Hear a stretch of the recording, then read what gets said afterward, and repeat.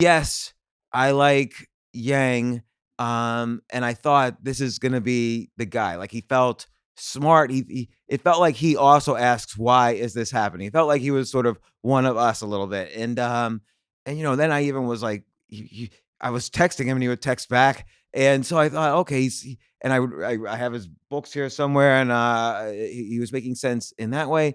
And then there were two things that bothered me where I started to feel like, damn, he's got a weird narrative now also. One, because I like the UBI, the idea of Is it as bad as he says what's coming? 'Cause I no, don't know. it's Okay. not as bad as he says, and Okay. that was the first problem. But the solution I like. I like the idea that use a progressive, not regressive, but a progressive sales tax essentially to pay for $1,000 a month for everybody. People can opt out of different social programs to get the UBI and so on. He had the math to, and the UBI makes sense. What I don't like is his the fear mongering. So he says Right. automation is going to take all the truckers' jobs. The truckers are gonna rebel in the streets, and then automation is gonna take everyone else's jobs. And this time things are different. And it's like a little bit of fear mongering. Like everyone's scared now. Like, oh my gosh, automation is gonna take everyone's jobs.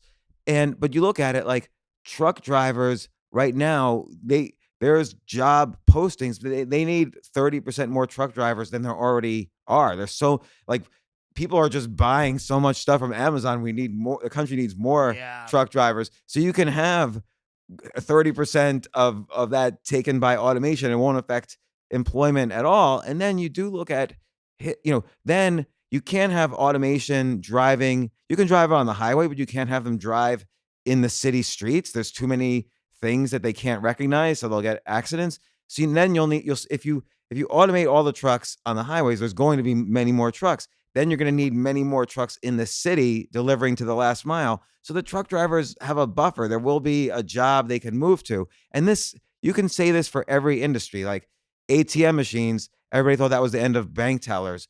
But it turned out the banks started making so much profit, they put a Chase branch on every corner and there's more tellers hired than ever. So I think Yang should know better. So I don't know. So I ask why. Why is he saying this when he comes out of this world? He should know better. Everyone in technology knows better. And I think he's just doing that to scare people for his UBI as justification for which I agree with. I agree. He should have just started with the UBI and forgotten the fear mongering.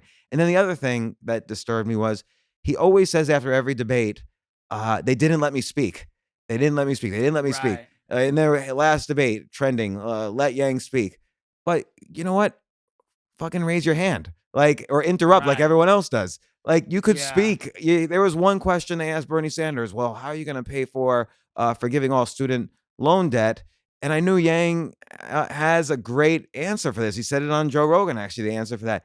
He could have just raised his hand or interrupted like every single other candidate does. You want a candidate who can stand up to like North Korea and China and Russia, and he can't raise his hand. He's like intimidated by Bernie Sanders, which is the Right. weirdest thing in the world. So those two things disturb me, and so Interesting. I find because I Yeah. I was kind of like Because lean. I don't know, so from the outside, I go, it does seem that automation and artificial intelligence going forward will be a problem eventually, to It a degree. it could be, but it's also Yeah. going to create like yeah, it'd be good if radiologists are replaced by AI who could see cancer on your X-rays. Then more people will live longer, and there'll be more opportunities to create drugs. And it's not like opportunities are going to go away as the world gets better. So Do we need a higher skilled worker though? Is that a problem? Because when you go around America and you meet people, you go, I'm trying to imagine the job they'll do. And I draw blank sometimes. yeah, When I talk to somebody, I go, I wonder what job they would do.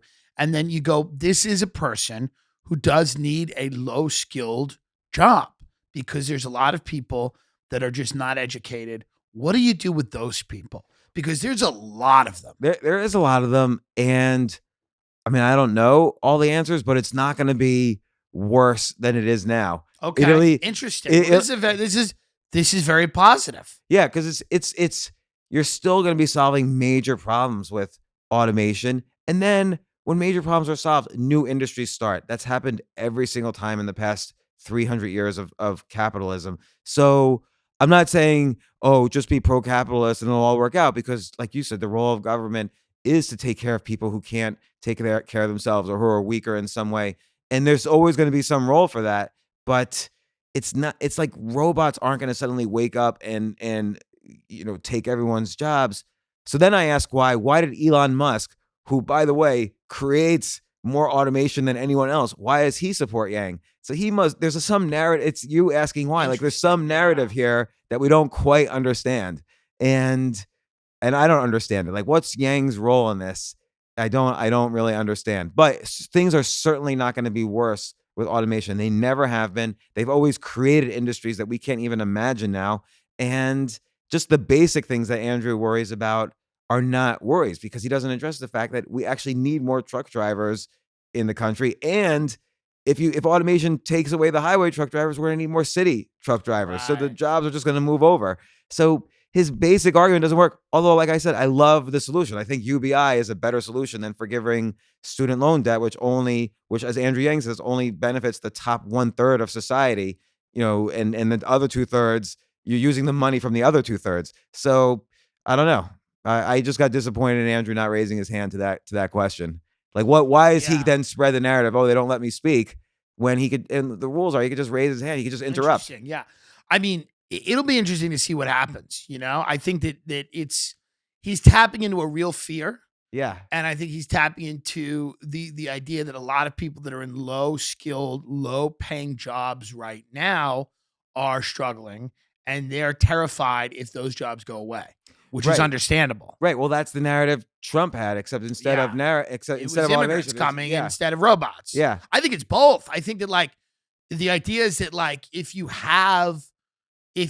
I totally get people being afraid of both things, in the sense that more low skilled workers will depress wages. That's why the Koch brothers loved open borders. They loved the idea of it because it was just supplied right. a lot of their industries with low wage labor. And I understand people going, well, what the hell's going to happen if this job is done by a robot? So like, I think that fear is rational, even though it can be demagogued by people like Trump, and it can become very ugly, and it can become this kind of strain of nationalism that you don't want. But I think fear in and of itself is somewhat rational. And the idea that you should like be concerned with what you're going to be doing in 5 years or 10 years is I I agree. It's scary. Like I always wonder, and I wonder if you think about this when you see all the people traveling around. I always wonder, where is this person going to be when he's 70 years old? So, right. because we're going to live to be 70, like lifespans Yeah. increasing. Like where are these people going to be? Like they're not going to be doing. They're not going to be able to be doing the same job, or the job's Right. going to be gone, or whatever. Just what's going to happen to everybody? I mean, it's going to be interesting. I mean, the people that are in their 40s, 50s now, that I mean, it's very tough to go out there and find something. I mean, it is very hard, which is why the Yang or somebody that recognizes the scope of the problem. See, I think that what makes Yang interesting as opposed to these other people is that even though, like you said, he's maybe dramatizing the effects of automation for his own personal gain, he talks with very big ideas. Yeah, he's super smart. He's got the highest IQ Right. of all of them. The scope of the problems that we face are big. And when we see politicians talk about them, they make them very small, because in order to make them seem surmountable, these obstacles, you make them small.